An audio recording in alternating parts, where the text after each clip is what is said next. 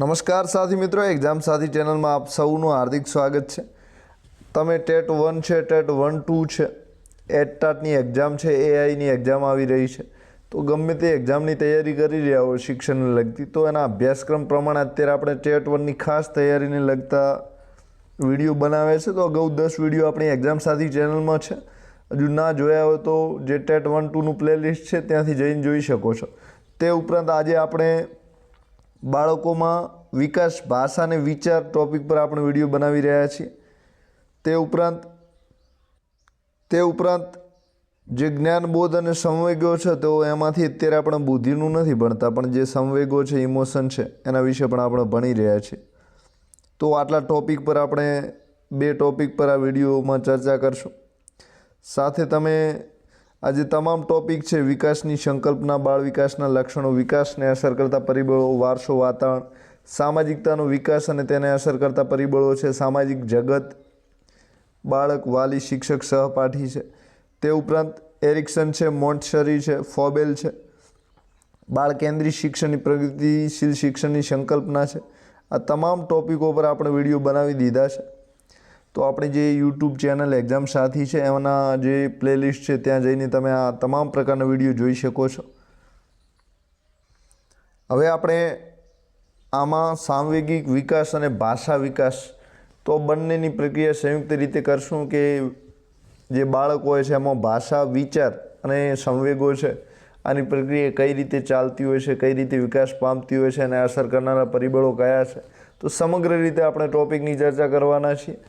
તે ઉપરાંત આજે આપણે ચર્ચા છે જે અભ્યાસક્રમ જેમાંથી બન્યો છે એ જ બુકો એટલે કે પીટીસીના મોડ્યુલમાંથી આપણે ચર્ચા કરી રહ્યા છીએ, એટલે કે બહારનો અભ્યાસક્રમ નહીં પૂછાય તો આમાંથી જ પૂછાશે। તો સૌ પ્રથમ જે સંવેગ છે એના માટે અંગ્રેજી શબ્દો જે છે ઇમોશન પ્રેય તરીકે વપરાય છે। તો જે સંવેગ છે એને એક જાતની ભાવના છે, તો એના માટે ઇમોશન શબ્દો વપરાય છે। હવે તમે તમારા ઇમોશન પ્રગટ કરતા વારંવાર જોયા હશે, ઘણી વખત તમને ગુસ્સો આવે છે, ઘણી વખત પ્રેમ આવે છે, ઘણી વખત દુઃખ થતું હોય છે, તો આ એક જાતના ઇમોશન છે, સંવેગો છે। તેનો અર્થ થાય છે શુદ્ધ કરવું કે ઉથલ પાથલ કરવી। તો મતલબ આપણું શરીર છે એમાં જે વિચારતંત્ર છે, તો વિચારતંત્રમાં ભારે ઉથલ પાથલ થાય છે, તો એના લીધે શરીરમાં પણ એક જાતની નવી ઉર્જા આવતી હોય છે। તો સંવેગ એ શરીર તંત્ર સાથે ગાઢ રીતે સંકળાયેલી જટિલ પ્રક્રિયા છે। તો વસ્તુ તમારે યાદ રાખવાની છે। તો જે સંવેગ છે, બીજું નામ ભાવનાઓ છે, ત્રીજું નામ લાગણીઓ છે, બરાબર। લાગણી શબ્દ તમે યાદ રાખો એટલે તમારો અડધો ટોપિક ક્લિયર થઈ જાય। તો સંવેગ એ શરીર તંત્ર સાથે ગાઢ રીતે સંકળાયેલી જટિલ પ્રક્રિયા છે। તો ખાસ વસ્તુ યાદ રાખવાની છે, માનસિક પ્રક્રિયા સાથે સાથે શરીર સાથે સંકળાયેલું છે, બરાબર। કોની સાથે? શરીર સાથે। કેવી પ્રક્રિયા છે? તો જટિલ પ્રક્રિયા છે। તો સંવેગથી કેટલીક આંતરિક અને શારીરિક પ્રક્રિયાઓ છે એ ઝડપી બનતી હોય છે। દાખલા તરીકે પીટીસીની તૈયારી તમે કરી રહ્યા છો તો તમારા મનમાં એવો જુસ્સો લાવો કે મારે આટલું જે મારો ટાર્ગેટ છે એચીવ કરવો છે, તો તમારા ઇમોશન, સંવેગો છે તમને ખૂબ સપોર્ટ કરે છે, તમને થાક નથી લાગવા દેતા, નવી ઉર્જા પૂરી પાડે છે। તો આ રીતે તમને તૈયારીમાં પણ મદદ કરે છે। બીજા ક્ષેત્રો છે, રમતગમત, ત્યાં પણ આ સંવેગો છે ખૂબ મદદ કરતા હોય છે। તો સંવેગ એ શરીર તંત્ર સાથે ગાઢ રીતે સંકળાયેલી એક જટિલ પ્રક્રિયા છે। સંવેગથી કેટલીક આંતરિક શારીરિક પ્રક્રિયાઓ ઝડપી બને છે, આનો ફાયદો છે। સંવેગ એ કેવી અનુભૂતિ છે? તો કુદરતી અનુભૂતિ છે, એટલે કે કુદરતી રીતે જન્મેલા હોય છે, કુદરતી રીતે આપણા શરીરમાં હોય છે, એટલે કે આમાં કૃત્રિમપણું નથી હોતું, તો કુદરતી પ્રક્રિયા છે। આ પણ પૂછાઈ શકે છે લક્ષણમાં। તો કોઈપણ વ્યક્તિના સંવેગને અનુભવથી વંચિત રાખી શકાય નહીં। તો કોઈપણ વ્યક્તિઓ એને આવી અનુભૂતિ, લાગણીઓ, ભાવનાઓ, સંવેગો થતા હોય છે, એટલે કે બધામાં ઇમોશન હોય છે અને હોય છે। સાંવેગિક વિકાસ અન્ય વિકાસ સાથે ગાઢ રીતે સંકળાયેલો હોય છે। તો તેની વિકાસ તરાહ જાણવાથી બાળક સાથેના વ્યવહારમાં આપણને મદદરૂપ બને છે। તો શિક્ષક તરીકે આજે સાંવેગિક વિકાસ છે એ બાળકોમાં કઈ રીતે વિકસી રહ્યો છે તમારે જાણવું ખૂબ જરૂરી છે। એના લીધે વ્યવહારમાં પણ પરિવર્તન આવે છે। તો રમતગમતનું મેં તમને ઉદાહરણ આપ્યું, તો એ રીતે ખેલાડીનું ખૂબ આગળ વધી શકે છે। તો સંવેગને શારીરિક સ્વાસ્થ્ય સાથે નિકટનો સંબંધ છે। તો તમારી ભાવનાઓ પર તમે કઈ રીતનો કંટ્રોલ કરો છો, તો એના આધારે તમારું જે શરીર છે એની મજબૂતાઈ વધશે અને ઘટશે, બંને થશે. તો સંવેગો તમારા શારીરિક સ્વાસ્થ્ય સાથે જોડાયેલા છે. શાળાનું ભાવાવરણ અને શિક્ષકનો પ્રેમાળ વ્યવહાર છે બાળકોમાં શિક્ષણ પ્રત્યેનો જે રસ છે ઉત્પન્ન કરી શકે છે. તો શાળાનું જે ભાવાવરણ છે એટલે કે લાગણીમય સંબંધો છે, મિત્રતાના સંબંધો છે, દુશ્મનીના સંબંધો છે, સાથે શિક્ષકોનો જે પ્રેમાળ વ્યવહાર છે, તો આમાં જે સારા પાસા હોય એ શિક્ષણમાં રસ વધારે છે અને જે ખરાબ પાસા હોય તો ભાવનાઓ સાથે ખિલવાડ કરે, કોઈને ચીડવે તો એ વિદ્યાર્થીનો ભણવામાં રસ ઘટે છે. અને જો પ્રેમાળ વ્યવહાર કરે, સારી રીતે ભાવમય સંબંધો બનાવે છે તો વિદ્યાર્થીનો ભણવામાં રસ વધે છે. બાળકની ઉંમર વધવાની સાથે વાતાવરણ પર કાબૂ મેળવે છે. તો એનો મતલબ એ છે કે સંવેગોની જે પ્રક્રિયા છે એ સતત ચાલતી પ્રક્રિયા છે. સમાજના અને કુદરતના સંસર્ગમાં રહીને ભાષા શીખે છે. તો ભાષા કોઈને શીખવી હોય તો સમાજ અને જે કુદરત છે એના સંસર્ગ એટલે કે જોડાણ સાથે રહીને બાળક ભાષા શીખી શકે છે. ભાષાના વિવિધ તબક્કાઓ છે. આ સંવેગ છે એના પણ વિવિધ તબક્કાઓ છે.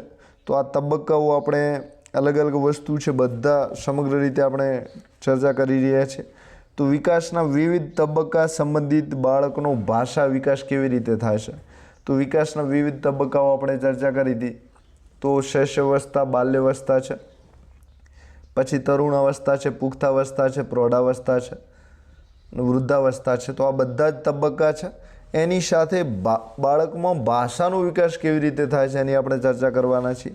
જે માધ્યમ દ્વારા માણસો પરસ્પર વિચારોનું વહન કરે છે, ઈચ્છાઓ અને લાગણીઓ અભિવ્યક્તિ કરે છે, તેને ભાષા કહે છે. તો ભાષામાં કયા તત્વો સમાયેલા છે એવો પ્રશ્ન પૂછાઈ શકે છે.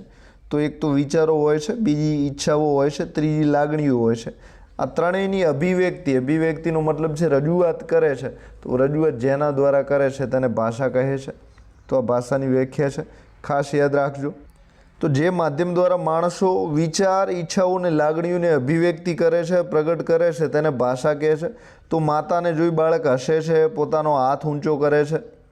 માતા તેને ન તેડે તો બાળક રડવા માંડે છે અને બાળક કંઈક કહેવા માંગતું હોય છે, કંઈક ભાવ રજૂ કરવા માંગતું હોય છે. તો આ શારીરિક અથવા ચહેરાના જે પણ વસ્તુઓ છે એ બધા જ હાવભાવોનો ભાષામાં સમાવેશ થાય છે. તો ભાષાના ઉદાહરણ તમારે આપવા તો બધા જ ઉદાહરણ આપી શકો છો કે ભાષામાં આ પ્રક્રિયાઓ થતી હોય છે. તો શારીરિક અથવા ચહેરાના જે પણ હાવભાવોનો ભાષામાં જ સમાવેશ થાય છે. તો આ વસ્તુ પણ તમારે યાદ રાખવા જેવી છે. અત્યારે પ્રશ્નો તમારે બહુ જટિલ પૂછાતા હોય છે, એટલે કે એક જ પ્રશ્નમાં નીચે વિધાનો આપેલા હોય તો આ વિધાનો બધું તમારે સમગ્ર રીતે તૈયારી કરવી પડે છે. છૂટું છવાયે તૈયારી કરો તો તમારે માર્ક્સ ઓછા આવે છે. તો આ શારીરિક અથવા ચહેરાના હાવભાવનો સમાવેશ આ ભાષામાં થાય છે. બાળકની શરૂઆતથી ભાષા, જે શરૂઆતની ભાષા છે હાવભાવોથી બનેલી હોય છે. તો જે બાળકનો શરૂઆતનો તબક્કો હોય છે એમાં બાળક બોલી શકતું નથી. હાવભાવનો મતલબ છે ઈશારા અને સંકેત, અભિનય, રજૂઆત કરે છે. તો ઈશારા અને સંકેત દ્વારા એ આંખો છે, પછી એના હોઠ છે અને એના હાથ છે, આના દ્વારા એ હાવભાવથી ભાષા રજૂઆત કરે છે. તો બાળકની શરૂઆતની ભાષા શાનાથી બનેલી હોય છે? તો હાવભાવ તમારે યાદ રાખવાનું છે. બાળકોમાં ભાષાનો વિકાસ કેવી રીતે થાય છે? તો બાળ મનોવિજ્ઞાનનો બહુ મહત્ત્વનો વિષય છે. તો જે ભાષાનો વિકાસ છે, તો ભાષાનો વિકાસ કેવી રીતે થાય છે આપણે જાણી લઈએ. તો એના તબક્કા તમે છે એના સોપાન છે, ખાસ યાદ રાખજો. તો બાળક જ્યાં સુધી મોટી ઉંમરે ન પહોંચે ત્યાં સુધી ધીમે ધીમે એનો વિકાસ થતો હોય છે. કેવી રીતે થાય એની આપણે ચર્ચા કરી લઈએ. તો સ્વાભાવિક રીતે મોંમાંથી નીકળતા ઉદ્ગારો અને ચહેરાના અથવા શરીરના જે બીજા અંગોના હાવભાવ છે, તો સૌ પ્રથમ હાવભાવ ક્યાંથી નીકળે છે? તો મોઢા અને ચહેરામાંથી, બરાબર. બીજા નંબરની પ્રક્રિયા છે એક શબ્દોનો ઉચ્ચાર કરે. દાખલા તરીકે કા, મા, દાદા, આ રીતે ઉચ્ચાર કરે, નાનો નાનો. તો એક શબ્દોનો ઉચ્ચાર કરે કાં તો અક્ષરનો ઉચ્ચાર કરે. તો બીજા નંબરમાં શબ્દોનો ઉચ્ચાર છે. ત્રીજા નંબરમાં એક શબ્દના વાક્યના અર્થમાં ઉપયોગ કરે, એટલે કે શબ્દો ધીમે ધીમે ભેગા કરતા. ચા એટલે મને ચા આપો, ચા ચા કે. તો ત્રીજા નંબરમાં શબ્દોનો વાક્યના અર્થમાં, એટલે કે ચા. તો હવે વાક્ય બોલતા ના આવડતું પણ એને ચા પીવી હોય તો ચા મને આપોની જગ્યાએ ચા ચા કરે. તો ત્રીજા નંબરમાં છે. ચોથા નંબરમાં અનેક શબ્દોનું બનેલું વાક્ય બોલે છે કે મને આપો ભૂ. તો શબ્દો હોય પણ એની ગોઠવણી વ્યવસ્થિત ના હોય. તો મને ભૂ આપો તો પાણીની જગ્યાએ ભૂ શબ્દો વાપરે છે.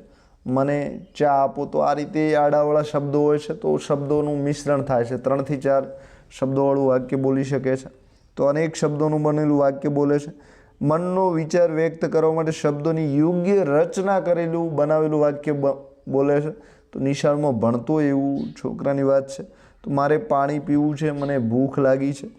તો શબ્દોની સાથે સાથે વિચાર પણ વ્યક્ત કરી શકે છે. તો કે મને ભૂખ લાગી છે એટલે મારે પાણી પીવું છે. તો આ વિચાર વ્યક્તવાળું વાક્યની રજૂઆત થાય છે અને શબ્દોની ગોઠવણી હોય છે યોગ્ય હોય છે. અને છેલ્લે ભાષા ઉપર પ્રભુત્વ મેળવી લે છે. તો ભાષા જે શીખાતી હોય છે એના 6 તબક્કા 6 સોપાન છે, ખાસ યાદ રાખવાના છે. તો સૌપ્રથમ હાવભાવ હોય છે, પછી એક શબ્દોનો ઉચ્ચાર હોય છે, પછી એક શબ્દોને વાક્ય તરીકે રજૂ કરે છે, પછી ચોથા નંબરમાં જે છે અનેક શબ્દોનું બનેલું વાક્ય બોલે છે, 5મા નંબરે વિચારો વ્યક્ત કરવા માટે વાક્ય સારી રીતે પ્રયોગ કરે છે, અને 6ઠ્ઠા નંબરે ભાષા ઉપર પ્રભુત્વ છે. તો હાવભાવ, વિચાર અને ભાષા આ વસ્તુ તમારે યાદ રાખવાની છે. હવે આમાં સંવેગની આપણે વાત કરી લઈએ તો સંવેગ અને ભાષા બંને ખૂબ નજીકથી જોડાયેલા છે. એટલે તમને એમ લાગશે કે આ નજીક કેમ ચાલે છે, તો બંને સંયુક્ત રીતે ચાલશે. તો સંવેગ એટલે શું? સંવેગનો બીજો મતલબ છે ઇમોશન. હવે એને આપણી ભાષામાં આપણે લાગણી, ભાવના કહેતા હોઈએ છીએ. તો સંવેગ એ આત્યંતિક ક્રિયાશીલતાની અવસ્થા છે. એનો મતલબ એ છે કે આ જે સંવેગ છે એ તમારામાં ક્રિયાશીલતા લાવે છે. તો ધીમી ક્રિયાશીલતાની પણ આત્યંતિક એટલે કે વધારે ક્રિયાશીલતાની અવસ્થા છે. તો આવું કોણ કહે છે? તો જે લિન્ડસે છે, તો મનોવૈજ્ઞાનિક લિન્ડસે આવું કહે છે કે સંવેગ એ આત્યંતિક ક્રિયાશીલતાની અવસ્થા છે. અર્થાત સંવેગની સ્થિતિમાં આપણી ચેતના ક્રિયાશીલતાની પરાકાષ્ઠાએ પહોંચે છે. તો આ સંવેગ ભાવના જ્યારે તમારી અંદર વિચારો ચાલતા હોય છે, તો દાખલા તરીકે સિમ્પલ તમને એવું લાગે કે મારે સારું ક્રિકેટ રમવું છે, તો રાત્રે તમે ક્રિકેટમાં જ્યારે સપના તમારામાં સંવેગ ભાવના હોય ત્યારે રાત્રે પણ તમે એક્ટિવ થઈ જાઓ ને એવું લાગે હું 6 ફટકારી રહ્યો, 4 રન માર્યો, એટલે કે આ ક્રિયાશીલતાની અવસ્થા છે. તે ઉપરાંત સંવેગ મેદાનમાં પણ જ્યારે તમે હો તો તમારામાં એક નવી તાકાત પૂરી પાડે છે. તો સંવેગ એ ક્રિયાશીલતાની પરાકાષ્ઠા છે. તો તમારી જે ક્રિયા છે, કામ કરવાની ક્ષમતા છે એને ખૂબ વધારી દે છે. સંવેગ એટલે સમગ્ર ચેતાતંત્રની શુદ્ધ અવસ્થા. તો જે સંવેગ છે એ ચેતાતંત્રની શુદ્ધ અવસ્થા છે. શુદ્ધનો મતલબ છે જાગૃત. તો તમે વધારે એક્ટિવ થઈ જાઓ છો. તો આવું કોણ કહે છે? તો જે વુડવર્થ છે એનું કહેવું છે કે સંવેગ એટલે સમગ્ર ચેતાતંત્રની શુદ્ધ અવસ્થા. તો ચેતાતંત્રમાં આપણા જે જ્ઞાન છે, આપણું શરીર છે, એને બધાને કંટ્રોલ કરવા માટેની જે તંત્રિકાઓ આવેલી હોય છે. તો આના લીધે સંવેગ એ સમગ્ર ચેતાતંત્રની શુદ્ધ અવસ્થા છે. એટલે કે બધા ચેતાતંત્રને જાગૃત કરવાવાળું કામ હોય તો સંવેગ છે. આવું કોણ કહે છે? તો વુડવર્થ કરીને જે મનોવૈજ્ઞાનિક છે એ કહે છે. તો સંવેગ એ શરીરતંત્ર સાથે ગાઢ રીતે સંકળાયેલ છે. ઉપરાંત સંવેગ સાથે વિવિધ પાસાઓ પણ સંકળાયેલા છે. તો કયા કયા પાસા છે એની આપણે ચર્ચા કરેલી. તો જે સંવેગ છે એમાં એક તો ઉદ્દીપન હોય છે. બીજું, સંવેગમાં બાહ્ય શારીરિક ફેરફારો અને હાવભાવ પણ આપણે જોતા હોઈએ છીએ. ત્રીજા નંબરે સંવેગ એ સભાન અનુભવ પણ આપણે એમાં કરતા હોઈએ છીએ. સાથે સંવેગમાં આ જે સંવેગ છે તો એમાં 3 પ્રક્રિયાઓ સમાયેલી હોય છે. તો ઉદ્દીપન હોય છે, બાહ્ય શારીરિક ફેરફારો અને હાવભાવ પણ આપણે કરતા હોઈએ છીએ, અને સંવેગનો સભાન અનુભવ પણ આપણને થાય છે. એટલે કે જાગૃત રીતે આપણે એનો અનુભવ પણ કરતા હોઈએ છીએ. તો ઉદ્દીપન સંવેગમાં કઈ રીતે સમાયેલો છે એની વાત કરી લઈએ.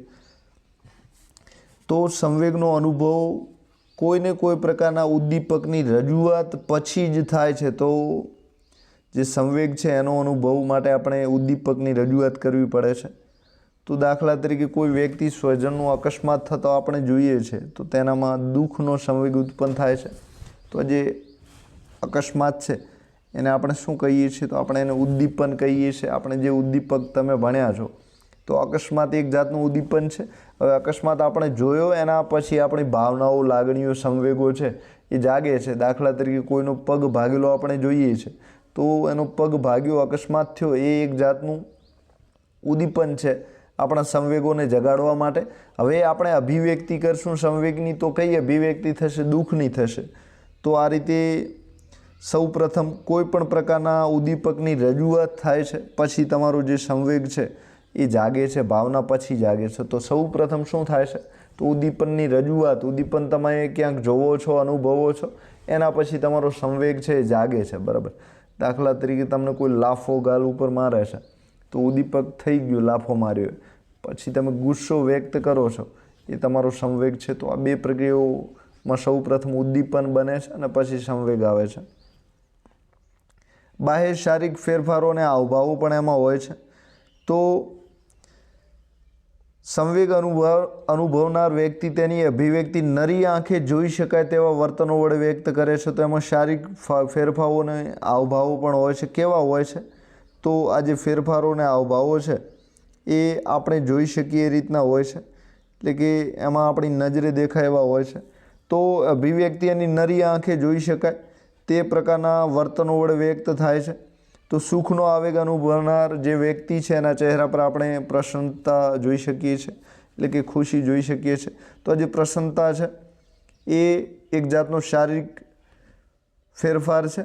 તો અંદરથી ખુશી વ્યક્ત થાય છે અને એનો હાવભાવ આપણે ચહેરા પર રજૂ કરીએ છીએ. તો આ બે વસ્તુઓ જોડાયેલી છે. એક શારીરિક ફેરફાર પણ આપણે જોઈએ છીએ અને હાવભાવમાં રજૂ પણ થાય છે.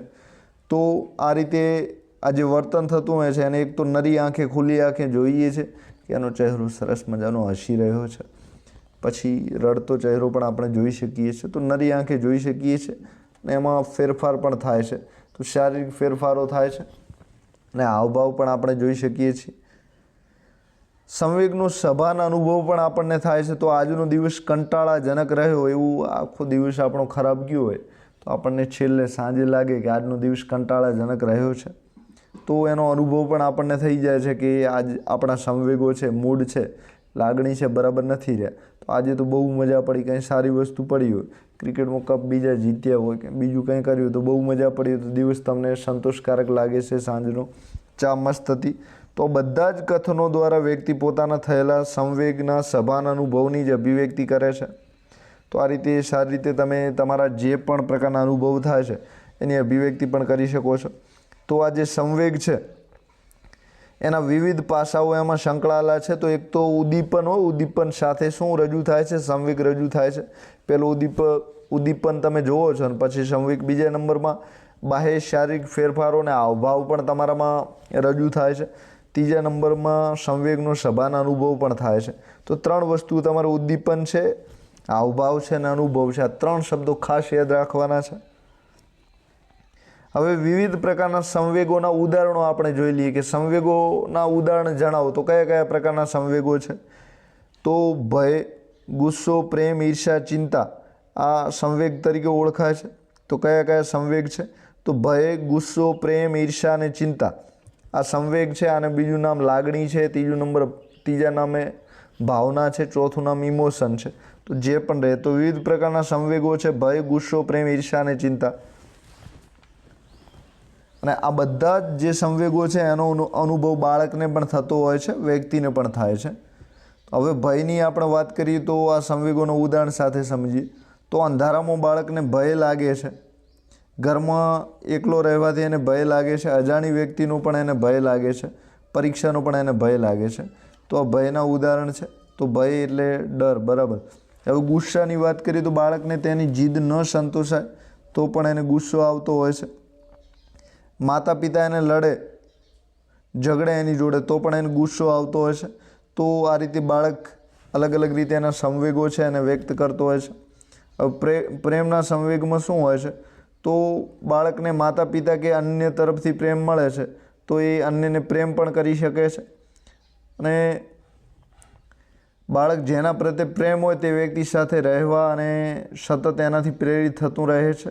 તો તેના સ્નેહપાત્રની વાત તન્મય થઈને એ સાંભળે છે ને તેની હાજરીમાં એને સ્મિત પણ કરતો હોય છે. તો પ્રેમ જ્યારે હોય છે ત્યારે આ રીતે રજૂઆત કરે છે.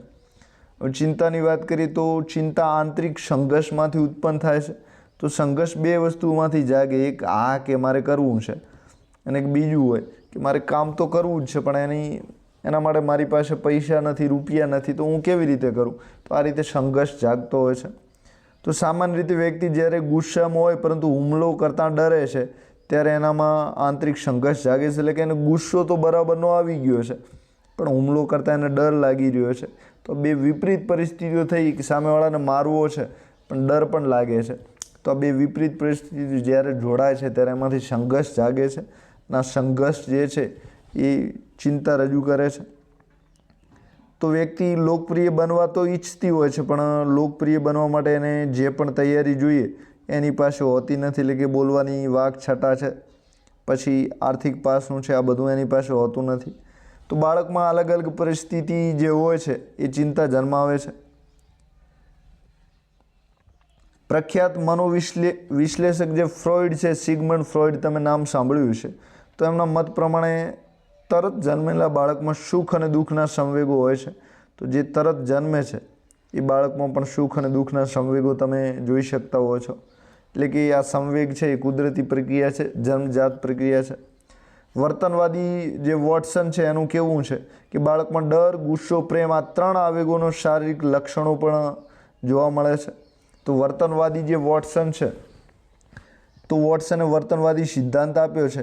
તો એમના કહેવા પ્રમાણે બાળકમાં ડર, ગુસ્સો અને પ્રેમ આ 3 આવેગોનો શારીરિક લક્ષણો પણ જોવા મળે છે. તો વોટસન સંવેગો વિશે શું કહે છે તમારે યાદ રાખવાનું છે. તો વોટસન એવું કહે છે કે ડર, ગુસ્સો અને પ્રેમ આ 3 ગુણો તમારે યાદ રાખવાના છે. 3 સંવેગો, ડર, ગુસ્સો અને પ્રેમ જે છે આ 3 સંવેગોના શારીરિક લક્ષણો પણ જોવા મળે છે. તો પ્રેમાળ વ્યક્તિ એક સરસ મજાનો હસતો હોય, હસમુખો હોય. પછી જેનામાં ડર હોય તો એની ઇન્દ્રિયો એની જે ચામડી છે એ સંકોચાયેલી હોય છે. ને જે ગુસ્સામાં હોય છે તો એની આંખો મોટી થઈ જાય છે અને શરીર લાલ ઘૂમ થઈ જાય છે. તો એના શારીરિક લક્ષણો પણ આ રીતના તમે જોઈ શકતા હો છો. હવે બાળકના જે સંવેગ છે એની અભિવ્યક્તિમાં ખૂબ વિવિધતા હોય છે. તો આ જે બાળકના સંવેગો છે એની રજૂઆત અલગ અલગ હોય છે. કોઈ ગુસ્સામાં બાળક હોય તો અલગ રીતે રજૂઆત કરે, કોઈને મુક્કો મારે છે. કોઈ ગુસ્સામાં હોય પણ મુક્કો નથી મારતો, એને અંદર ગુસ્સાને દબાવી દે છે, એટલે કે દાંત કચકચાડાવે છે. તો આ બધી જેની જે અભિવ્યક્તિ હોય છે અલગ અલગ હોય છે. તો આ બધા જ સંવેગોના લક્ષણો છે, તમારે ખાસ યાદ રાખવાના છે. તો 1 વર્ષનું બાળક ગુસ્સામાં હોય તો માતાને બચકું ભરે છે, બરાબર. કઈ રીતે રજૂઆત કરે છે એના સંવેગ ભાવનાની? તો બચકું ભરે છે, એટલે કે બટકું ભરે છે. 5 વર્ષનું બાળક હોય તો મમ્મી મને નથી ગમતી એમ કહે છે. તો 5 વર્ષનું બાળક બચકું ના ભરે પણ મમ્મી મને નથી ગમતી એમ કહે છે. 10 વર્ષનું બાળક કેવળ નિષેધાત્મક વલણ ધારણ કરી પોતાનો ગુસ્સો પ્રગટ કરે છે, એટલે કે એના જે હોઠ છે એ મચકોડે છે અને આ રીતે પોતાનો ગુસ્સો પ્રગટ કરે છે. એટલે કે એની અભિવ્યક્તિ ગુસ્સાની અલગ અલગ ઉંમરે અલગ અલગ રીતે થતી હોય છે. હવે દરેક બાળક જે છે એ અભિવ્યક્તિમાં પણ દરેક આવેગની અભિવ્યક્તિ અલગ હોય. એટલે કે ગુસ્સાની અલગ હોય, પ્રેમની અભિવ્યક્તિ પણ અલગ હોય. તો ગુસ્સાની અભિવ્યક્તિમાં કોઈ બાળક લાત મારે છે, કોઈ પગ પછાડે છે, કોઈ ભોંય ઉપર શરીર પટકી દે છે અને કોઈ એના ભવા ચડાવે છે, એટલે કે આંખના જે પાંપણ છે એ ચડાવે છે. હવે માતા પિતા તરફથી જે હૂંફ અને પ્રેમ મળે છે એના આધારે બાળકના સાંવેગિક વિકાસને અસર કરે છે. તો હૂંફ અને પ્રેમ અસર કરે છે. અસર કરતા પરિબળો આવશે, આપણે જોશું, બરાબર. તમારે પરીક્ષાના પ્રશ્નો જ્યારે પણ એટેમ્પ કરો છો, ટેટ 1ની પરીક્ષાના વર્ગખંડમાં બેસો છો ત્યારે સંકુચિત વિચાર નહીં રાખવાના, વિશાળ મગજથી તમારે વિચારવાનું. તો તમારા ઘણા બધા પ્રશ્નો 5 થી 10% તમને પોઝિટિવ રિઝલ્ટ જોવા મળશે. જે બાળકને માતા પિતાનો પ્રેમ મળતો નથી તેઓ સાંવેગિક રીતે અપરિપક્વ વર્તનો કરે છે. તો જેને પ્રેમ મળે છે એનો સાંવેગિક વિકાસ સારો થાય છે, પણ જેને પ્રેમ નથી મળતો માતા પિતાનો એનો અપરિપક્વ વર્તનો કરે છે, એટલે કે ઝડપથી ગુસ્સે થઈ જાય છે, ચીડિયો સ્વભાવ જોવા મળે છે. આવા બાળકો જેને પ્રેમ નથી મળતો પોતાની જાતને અનિચ્છિત અને ત્યાજેલા માને છે, એટલે કે એમને કોઈ પ્રેમ કરતું નથી એવું એમ લાગતું હોય છે. સાથે 2 બાળકો સાથે જે વ્યવહાર છે માતા પિતાનો અલગ અલગ હોય તો એ બંને ભાઈઓમાં ઈર્ષ્યાની લાગણી ઉત્પન્ન થાય છે. આ પૂછાઈ શકે છે કે બાળકમાં ઈર્ષ્યાની લાગણી કેમ પેદા થઈ શકે છે? તો માતા પિતાનું વર્તન 2 ભાઈઓ સાથે અલગ અલગ જાતનું હોય, તો વ્યવહાર અલગ હોય તો એના લીધે ઈર્ષ્યાની લાગણી જાગે છે. જો બાળકનો સ્વીકાર થાય તો બાળક કેવો બને છે? તો આ પણ પ્રશ્ન પૂછાઈ શકે. જો બાળકનો સ્વીકાર થાય તો બાળક આનંદિત છે, મૈત્રીપૂર્ણ છે અને સહકારયુક્ત વર્તન કરતો હોય છે. તો સહકારનો મતલબ છે બીજાઓ સાથે ભળી જવું, મળી જવું, મિલનસાર સ્વભાવ એને સહકાર કહેવાય છે. મૈત્રીના આનંદની તમને ખબર છે. જો તેની અવગણના કરવામાં આવે તો આ બાળક કેવું બને છે? તો આ બાળક નાખુશ, આક્રમક અને સંવેદનહીન બને છે. તો નાખુશ બને છે, આક્રમક અને સંવેદનહીનનો મતલબ છે લાગણી વગરનો બને છે. તો કોઈ પણ સંવેગનો અતિરેક નુકસાનકારક છે. તો બાળકના ઉછેરમાં માતા પિતા તેમજ શિક્ષકોએ બાળકમાં સંવેગનું જે પ્રદર્શન છે અને સંવેગનું નિયંત્રણ છે, બંને ટેવોનો વિકાસ કરવો જોઈએ. કોને કરવો જોઈએ? તો માતા પિતાને શિક્ષક તરીકે. તો શિક્ષકની પણ એ મોટી ફરજ બની જાય છે. તો આ સંવેગોના લક્ષણો આપણે અલગ અલગ રીતે જોયા છે કે સંવેગોના ઉદાહરણ કયા કયા છે, પછી સંવેગોમાં કયા કયા લક્ષણો સમાયેલા છે, પછી સંવેગોની રજૂઆત કેવી રીતે થાય છે. તો આ બધી જ વાતો આપણે આમાં જોઈ લીધી છે. હવે સાંવેગિક વિકાસ અને ભાષા વિકાસ વચ્ચેનો સંબંધ શું છે જોઈએ. હવે સાંવેગિક વિકાસ અને ભાષા વિકાસ વચ્ચે બંને વચ્ચે શું સંબંધ છે એની આપણે અહીં વાત કરવાના છીએ. તો તમારા જે સિલેબસ છે આ મોડ્યુલમાંથી જ બનાવેલો છે, તમને દરેક તબક્કે લાગશે. આપણે ચર્ચા સમગ્રલક્ષી ચર્ચા કરીએ છીએ, એટલે કે કોઈ પણ જાતનો તમારો પ્રશ્ન ના છૂટે, સાથે કેવા પ્રશ્ન પૂછાય છે એની પણ ચર્ચા કરી. તમે વાંચતા હશો ઘણું બધું, પણ કઈ રીતનો પ્રશ્ન નીકળે છે તમે બધા સમજવાની ક્ષમતા નથી હોતી. એટલે એના માટે તમારે વિડીયો જોવા એ તમારા માટે બેસ્ટ માધ્યમ છે. સરળતા સમજી શકો છો. સાથે આપણે 6 પેજ તમે સરળતા સમજી શકો. 6 પેજની ચર્ચા કરી દીધી છે. તમે આ વાંચવા બેઠા હોત તો 6 પેજમાં 1 કલાક તમારે થોત, અને તો પણ તમારે જે સમજવાની ક્ષમતા છે 30 થી 40% વચ્ચે જ હોત, એનાથી વધારે ના સમજી શકો. હવે સાંવેગિક વિકાસ અને ભાષા વિકાસ વચ્ચે બંને વચ્ચે શું સંબંધ છે એની આપણે વાત કરી. તો જે મનુષ્યનો કાળ છે, એટલે કે મનુષ્યનું જીવન છે, એમાં શૈશવ, બાલ્યાવસ્થા, કિશોરાવસ્થા. તો કિશોરાવસ્થાનું બીજું નામ છે તરુણાવસ્થા. પછી પુખ્તતા જેવા તબક્કાઓ આપણે જોયા છે. આ બધા તબક્કા વિકાસના તબક્કા છે શાના આધારિત છે? તો કે ઉંમર આધારિત છે. આ પ્રશ્ન પૂછાઈ શકે.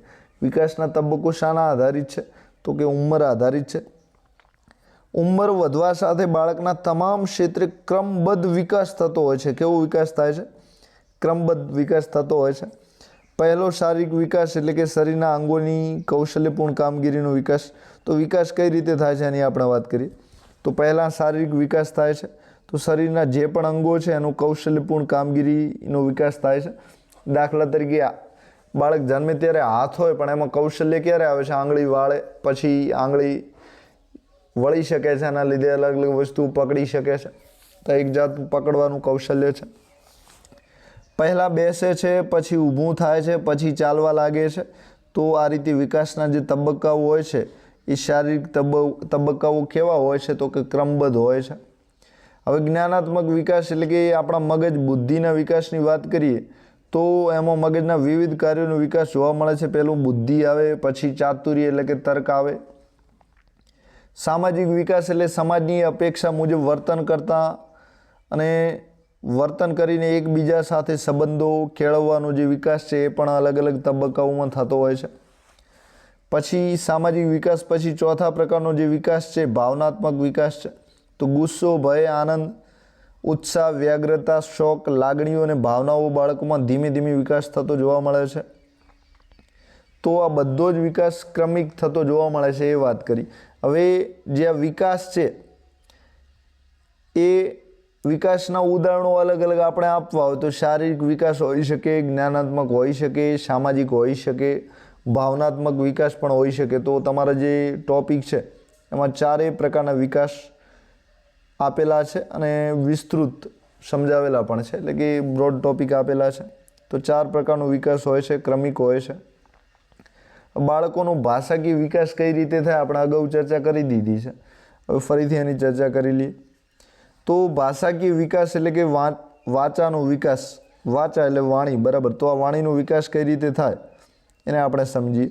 તો શરૂઆતમાં બાળક રડે છે, ઊંકારા ભરે છે, પછી એક શબ્દ બોલે છે, પછી ધીમે ધીમે વાક્યો બોલે છે, અને પછી ધીમે ધીમે વિચારોવાળા વાક્ય બોલે છે. તો આની ચર્ચા આપણે કરી દીધી છે. બાળકનો જે ભાષા વિકાસ છે દરેક તબક્કે કેવો જોવા મળે છે? તો કે અલગ અલગ જોવા મળે છે. દરેક તબક્કાની વાત આપણે કરીએ તો ગર્ભાવસ્થામાં બાળકના વાણી અને વ્યવહારના કેન્દ્રોની રચના થઈ જાય છે. તો જે ગર્ભાવસ્થામાં જ્યારે પણ બાળક હોય છે ત્યારે એનું શરીર છે, એનું મગજ છે, એમાં વાણી અને વ્યવહારના જે પણ કેન્દ્રો છે એની રચના મગજમાં થવા લાગે છે. તો ડાબોડી બાળકના જમણા મગજમાં એના જમણા મગજમાં એનું બોલવાનું કેન્દ્ર હોય છે. અને જે જમણેરી બાળકો એટલે કે લખતું જમણા હાથે હોય, ક્રિકેટ બીજું જમણા હાથે રમતું હોય, તો જમણેરી બાળકના ડાબા મગજમાં બોલવાના કેન્દ્રો હોય છે. તો બોલવાના કેન્દ્રો કેવા હોય છે? ડાબોડી બાળકના જમણા મગજમાં હોય ને જે જમણેરી બાળક હોય એના ડાબા મગજમાં આ રીતના કેન્દ્રો હોય છે. તો કેન્દ્રોની દિશા પણ અલગ અલગ હોય છે. જન્મ સમયે કેવળ રડી શકતું બાળક ધીમે ધીમે સ્પષ્ટ અને નિયંત્રિત ઉચ્ચાર કરતાં શીખે છે. તો જે બાળક રડી શકતું હોય એ જ બાળક બોલી શકે છે. જે બાળક રડી શકતું હોય એ જ બાળક ભાષાની રજૂઆત કરી શકે છે. તો ભાષા વિકાસના અલગ અલગ તબક્કા છે. પહેલાં બોલવાના કેન્દ્રો જાગે છે. બીજા નંબરે બાળક રડવાનું ચાલુ કરે છે. ત્રીજા નંબરે એકાદ વર્ષનું બાળક 2-4 શબ્દ બોલતા શીખી જાય છે. મા, બા જેવા જે શબ્દો બોલે છે એકાદ વર્ષનું બાળક. તો આમાં વિકાસ અને ભાષા આ બંને જોડે છે, સાથે સંવેગો પણ આવશે. તો આ ત્રણેય વસ્તુ આમાં સંકળાયેલી છે. 1.5 વર્ષનું બાળક કેટલાક પદાર્થોના નામ બોલી શકે છે. પાણીને ભૂ કહી શકે છે, પછી ખાવાને મમ કહી શકે છે. તો કેટલાક પદાર્થોના નામ પણ બોલી શકે છે. 3 વર્ષનું બાળક ટૂંકા વાક્ય બોલવાની ક્ષમતા પ્રાપ્ત કરી લે છે. ભૂ આપો, ભૂ ભૂ. તો આ રીતે ટૂંકા વાક્ય બોલી શકે છે. તો આ રીતે જે ભાષા વિકાસના તબક્કા છે અલગ અલગ છે. તો વાક્ય બોલે ત્યાં ભાષાનો વિકાસ થઈ જાય છે. તો આ રીતે ભાષાના વિકાસના તમે જે તબક્કા છે જોયા. તો અગાઉ પણ આપણે તબક્કા જોઈ લીધા છે. એમાંથી પણ પ્રશ્ન પૂછાઈ શકે છે, આમાંથી પણ પૂછાઈ શકે છે. ભાષા વિકાસ અને સાંવેગિક વિકાસ વચ્ચેનો સંબંધ શું છે એની આપણે વાત કરી લઈએ. તો માતા પિતાનો પ્રેમ અને સંભાળ, અન્ય કુટુંબીજનોની જે સંભાળ છે, પછી બાળકોનો ભાષા વિકાસમાં આ જે 3 તબક્કા છે, 3 તત્વો છે, ખૂબ મદદ કરે છે. તો માતા પિતાનો પ્રેમ અને સંભાળ અને બીજા જે કુટુંબીજનોની જે સંભાળ છે એ બાળકના ભાષા વિકાસમાં ભાગ ભજવે છે. ભાષાનો ઉપયોગ બાળક પોતાની ઈચ્છા, ભાવ, પ્રશ્ન, કોઈ વસ્તુ દર્શાવ, પોતાના અન્ય લોકોનો નિર્દેશ કરવા માટે કરે છે. તો ભાષાનો ઉપયોગ કેવી રીતે બાળક કરે છે? તો પોતાની ઈચ્છા દર્શાવવી હોય, એનામાં કોઈ ભાવ હોય, પ્રેમ, ગુસ્સો, પછી એની ઈચ્છા હોય ખાવાની પીવાની, ભાવ હોય, પછી એના મનમાં પ્રશ્ન હોય કે આ વસ્તુ કેવી રીતે બને છે, પછી કોઈ વસ્તુ દર્શાવવી હોય કે આ પાણીનો ધોધ છે તો ઝરણામાંથી પાણી નીચે કઈ રીતે વહી રહ્યું છે, પોતાના કે અન્ય લોકોનો નિર્દેશ કરવો કે આ લોકો કોણ છે, પહેલાં લોકો કોણ છે. તો બધા જ માટે બાળક ભાષાનો ઉપયોગ કરે છે. ભાષામાં થતી મજાક પણ સમજે છે અને ભાષા સંબંધી જે પણ રમતો પ્રત્યેની તેની અભિરુચિ છે એ પણ એ દર્શાવી શકે છે. તો બાળકને કવિતાઓ, ગીતો છે, વાર્તાઓ છે, આ સાંભળવાની ખૂબ મજા આવે છે. એનાથી તેઓ નવા નવા શબ્દો પણ શીખે છે.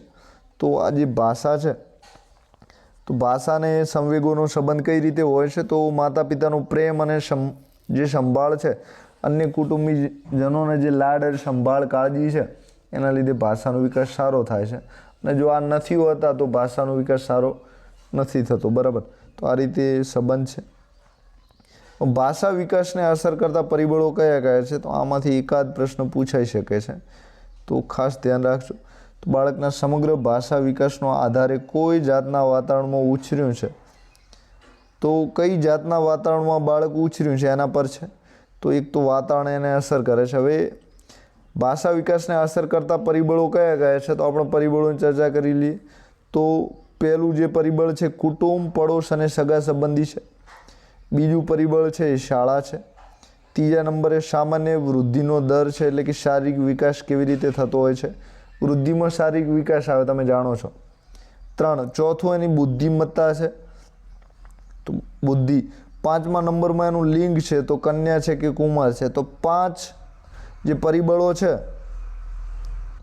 તો ભાષા વિકાસને અસર કરતા પરિબળો કયા કયા છે, આવો પ્રશ્ન તમારે પૂછાય તો કુટુંબ, પડોશ અને સગા સંબંધી 1, બીજા નંબરમાં શાળા, ત્રીજા નંબરમાં સામાન્ય વૃદ્ધિનો દર 3, ચોથા નંબરે બુદ્ધિમત્તા એટલે કે તમારી જે બુદ્ધિ જ્ઞાન હોય છે, 5મા નંબરે લિંગ એટલે કે સ્ત્રી છે, પુરુષ છે, કુમાર છે કે કન્યા છે. 5 પરિબળો છે. હજુ બીજા પરિબળો પણ આવશે, આપણે એની ચર્ચા પછી કરશું. પછી સામાજિક અને આર્થિક મોભો કેવો છે, આ 6થા નંબરનું પરિબળ છે. તો સામાજિક આર્થિક મોભો એટલે કે માન સન્માન હોય, રૂપિયા વધારે હોય તો એનો વિકાસ અલગ રીતે થતો હોય છે. તો આ રીતે આટલા પરિબળો છે અને બીજા પણ 1-2 પેટા પરિબળો છે, આપણે આમાં ચર્ચા કરી લઈશું. તો ભાષા વિકાસને અસર કરતા પરિબળોમાં બાળકના એક તો કુટુંબ, પડોશ અને સગા સંબંધી છે, બરાબર. તો કુટુંબ બાળકના ભાષા વિકાસમાં અગત્યનું સ્થાન છે. કુટુંબમાંથી જ બાળકોને જે પ્રકારના અનુભવો થાય છે એની અસર એના ભાષા પર આપણે જોઈ શકીએ છીએ. બીજા નંબરમાં શાળા છે. તો શાળામાં બાળકના સર્વાંગી વિકાસ માટેના પ્રયત્નો થતા હોય છે. તો શાળાનું જે સમગ્ર વાતાવરણ છે એ બાળકના ભાષા વિકાસ ઉપર અસર કરે છે. એટલે કે શિક્ષકો, બાળકો છે અને એના સહપાઠીઓ છે, આ અને શાળા, આ બધા જ જે તંત્રો એકસાથે મળે છે એ બાળકના ભાષા વિકાસ પર અસર કરે છે.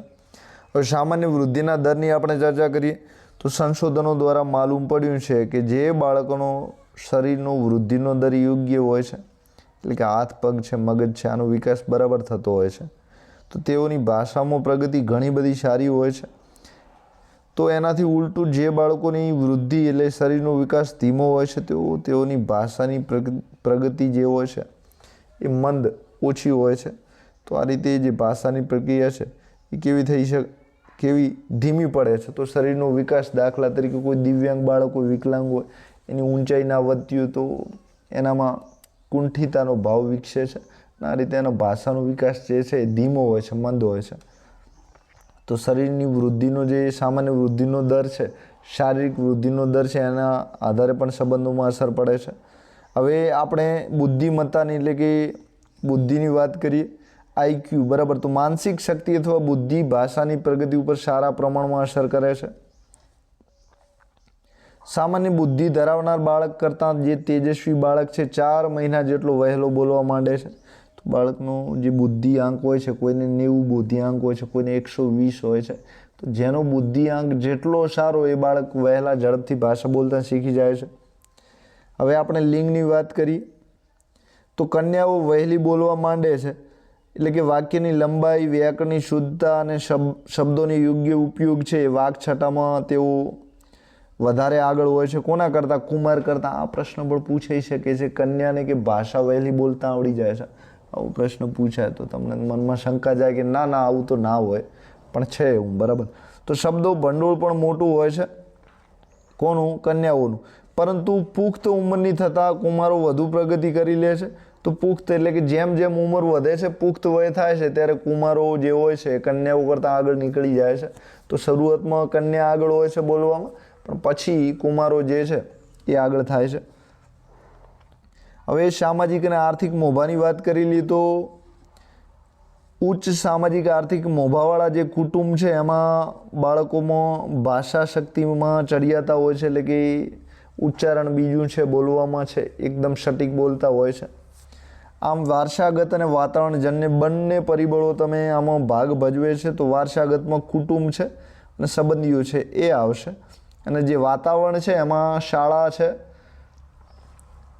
આ બધા પરિબળો આવશે. તો વારસાગત અને વાતાવરણજન્ય બંને પ્રકારના પરિબળો છે એ ભાષા શીખવામાં મદદ કરે છે.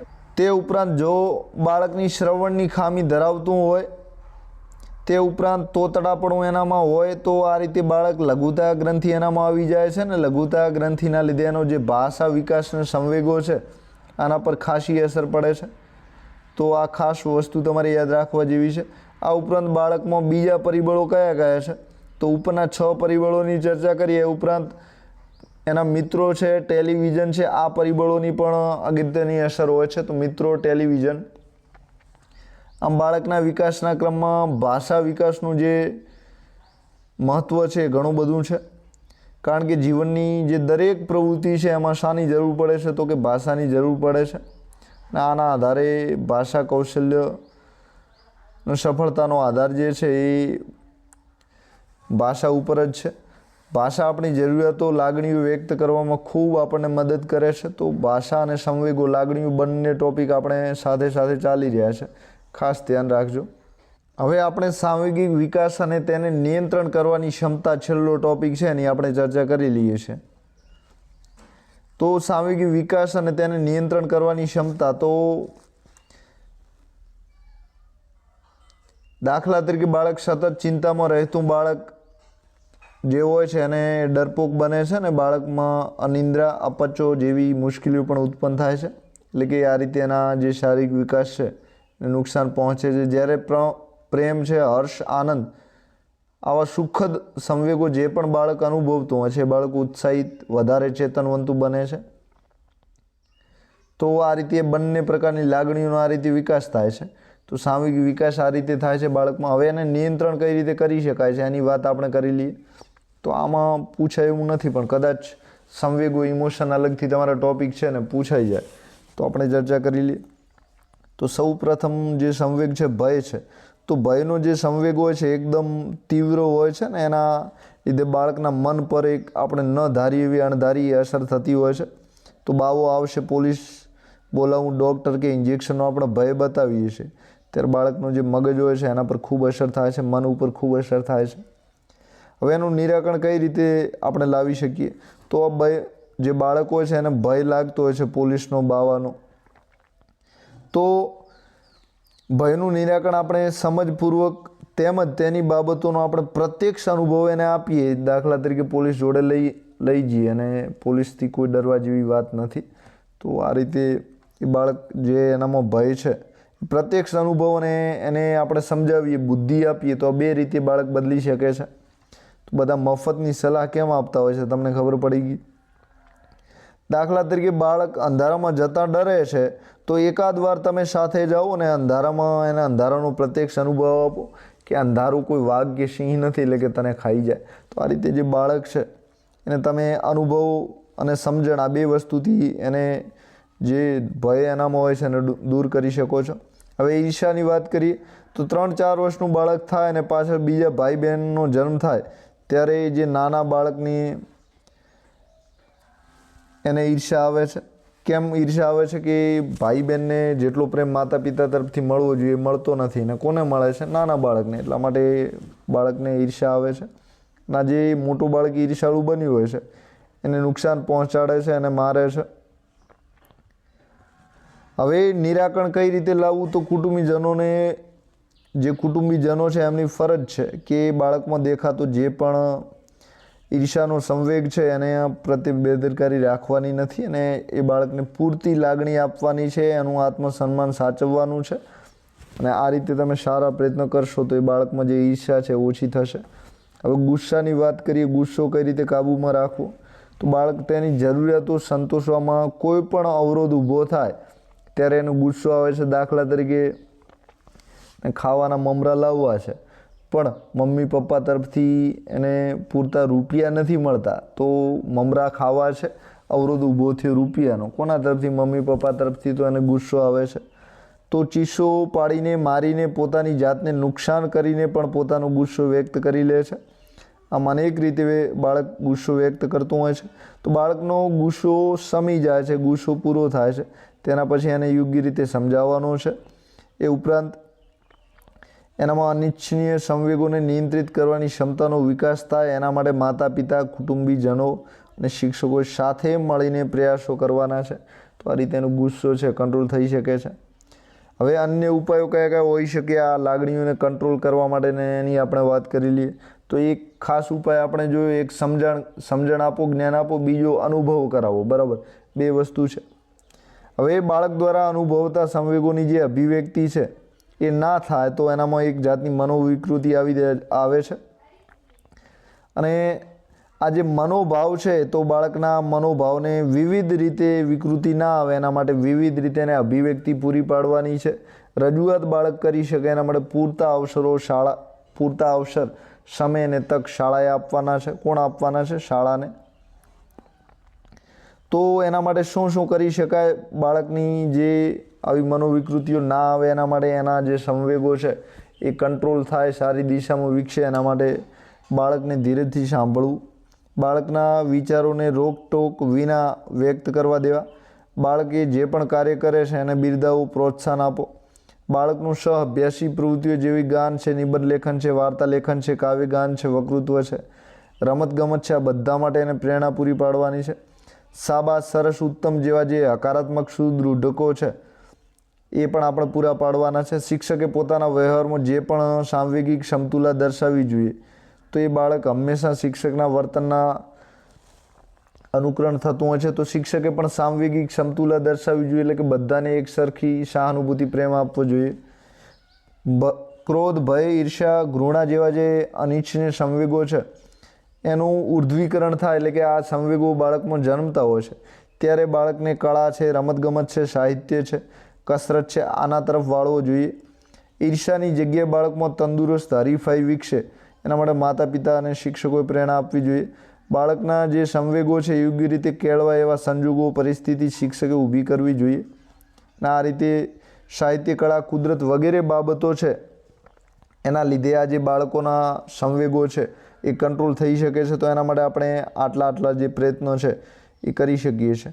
તો આપ સૌનો આભાર. એક્ઝામ સાથી ચેનલને જરૂર સબસ્ક્રાઈબ કરી લો. આવા વિડીયો બીજા જોવા હોય તો આપણી યુટ્યુબ ચેનલ છે ત્યાં તમને ઘણા બધા મળી રહેશે, તો વિડીયો જોઈ લો. સાથે તમારી તૈયારીની દિશા છે અને એક નવો ઓપ પણ મળશે એવું મને વિશ્વાસ છે. તો આપણી એક્ઝામ સાથી ચેનલ છે એમાં જે પ્લે લિસ્ટ છે એમાં ટેટ 1-2, ટાટ 1-2 પરીક્ષા 2025-26ની તૈયારી માટે જે સ્પેશિયલ લેક્ચર છે એમાંથી તમે આવા બીજા વિડીયો જોવા માંગતા હો તો જોઈ શકો છો. બધા જ વિડીયો તમે આપણે મૂકેલા જ છે અભ્યાસક્રમ પ્રમાણેના, તો આ પ્લેલિસ્ટ છે એની મુલાકાત લો. સાથે ડિટેલ જેમાંથી પૂછાવાનું છે એમાંથી જ આપણે અભ્યાસની ચર્ચા કરી છે, પ્રશ્નોની ચર્ચા કરી છે. એટલે કે તમે ટીપીઓ છે ક્લાસ 1-2ની તૈયારી કરવા માંગો છો, શિક્ષણ ખાતાને લગતી કોઈ પણ પરીક્ષાની તૈયારી કરવા માંગો છો, તો વિડીયો તમને સચોટ રીતે મદદરૂપ થશે. સાથે એક પણ પ્રશ્ન ના છૂટે એ રીતે આપણે ખૂબ મહેનત કરીને આ વિડીયો બનાવ્યા છે. તો તમારા મિત્રો જોડે શેર પણ કરતા રહો. વોટ્સએપના ગ્રુપ હોય ત્યાં પણ લિંકો મૂકો, જેના લીધે મને વિડીયો બનાવવાનું પ્રોત્સાહન મળે અને તમને જે સચોટ છે એ વિડીયો મળતા રહે. તો આપ સૌનો આભાર. Thank you very much.